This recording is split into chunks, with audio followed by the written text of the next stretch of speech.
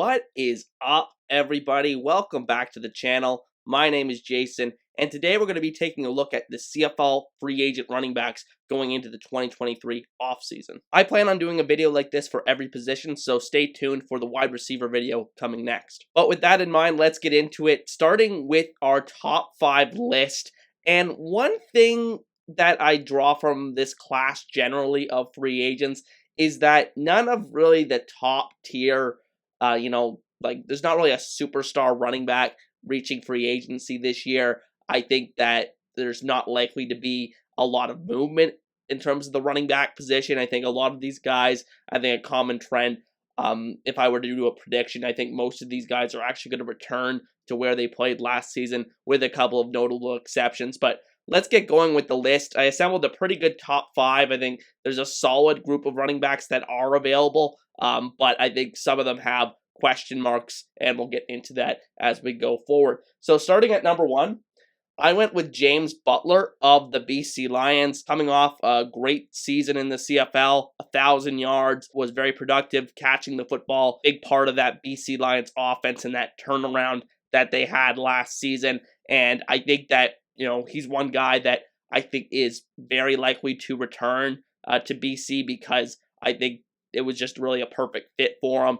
He's been a guy that's bounced around to a couple different leagues, was in the XFL, and then really found a home last year in BC. So I think he'll want to stay. And if he does reach the market, I think he is the number 1 running back available, given that he is 27 years old. And my apologies in advance, guys. My marker was kind of running dry for my black marker for the numbers here.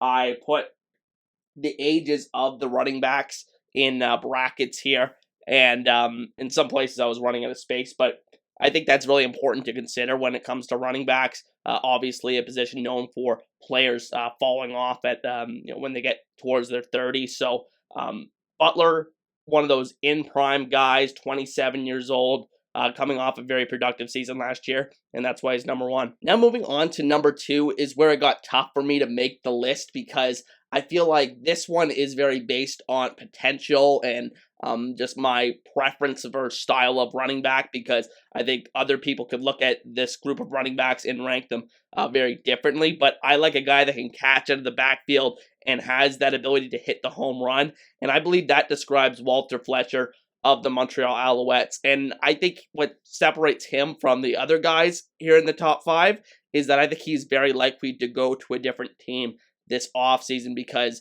Montreal has William Stanback, of course, who will be, even further removed from that injury that he suffered at the beginning of last season. So I think Walter Fletcher is going to be on the move, and I think he's going to be a great fit for a number of offenses because of that versatility. Like I said, he is an electric running back that I think really flashed down the stretch, even in a combo role last year with guys like Jesher Antwi and William Stanback, like I said, towards the end of the season. And I think that with a bigger role on a new team, he would really shine. And personally, I think a good fit for him when you look around the league. There's not too many teams looking for that starting American running back, but I think Ottawa is one of them. Wouldn't be a far move from Montreal, and I think that there would be a desire from both sides to get a deal done there. Now, probably the hardest decision when putting together this list was at number 3, whether to go with Wes Hills of the Hamilton Tiger-Cats or AJ Ouellette of the Toronto Argonauts. Both guys are 27 years old, were fairly productive down the stretch last season. Wes Hills in particular coming on strong with a couple of really big performances. And I put him at number 3 because I do feel like the ceiling running the ball is a little bit better. And I think that he is really shown to be a very differentiating running back than what we see in the league today. So if a team is running a specific scheme, like a very power-heavy scheme, I think he makes a lot of sense for a team that wants to run that scheme to bring him in. Whereas Ouellette, I think, is a little bit more of that well-rounded running back that doesn't necessarily shine in one way or the other, but can catch the ball out of the backfield, has decent quickness, a good-sized running back, but not necessarily that hammer that Wes Hills brings. But regardless, I think with both of these guys, whether you rank them 3 or 4, wouldn't argue with you either way. I think both of them are very likely to return to the teams that they played for last season. I think Hamilton will be motivated now that you have Bo Levi Mitchell, maybe go back to where Bo had success in Calgary earlier in his career when he had John Cornish, and not comparing Wes Hills to John Cornish, but maybe he brings more of that physical style running back that John Cornish was. Obviously, Cornish could hit the home run as well, but Wes Hills brings a lot of that physicality, that power running game, and I think that would give Bo Levi Mitchell a lot of chances at success in Hamilton. And then for Toronto, I think that A.J. Ouellette really emerged as a big part of their offense. You look in the Grey Cup, I believe he scored a touchdown, big part of their playoff run, even with Andrew Harris back from injury. So, I think both of those guys important to their teams going into next season if they're able to retain them. And I think if I were to predict, I think that's what's going to happen. Now moving on to number 5 on the list, and this was the hardest player to rank on the list because we don't even know if he's going to be playing this year, and that is Canadian running back Andrew Harris, who is 35 years old, future Hall of Famer, perhaps the best Canadian running back we've ever seen in the league, one of the best running backs, period, that we've ever seen in the league.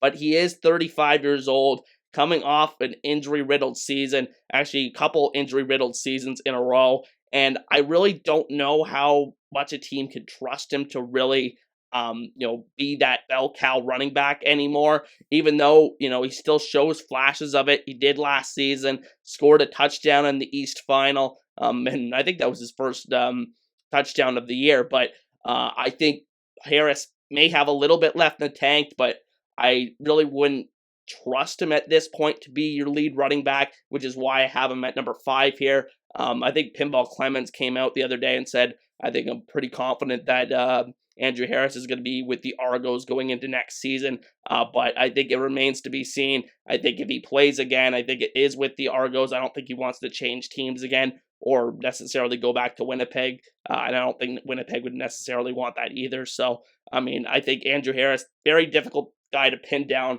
on this list, but nevertheless, an interesting player once again to watch in free agency. Now, the final couple of guys I want to talk about in today's video are a couple of guys I just couldn't find room for in the top 5, but are notable names around the CFL. One is Sean Thomas Erlington of the Hamilton Tiger Cats, and I think he'll have a market mostly just because he is a Canadian running back that has a lot of versatility.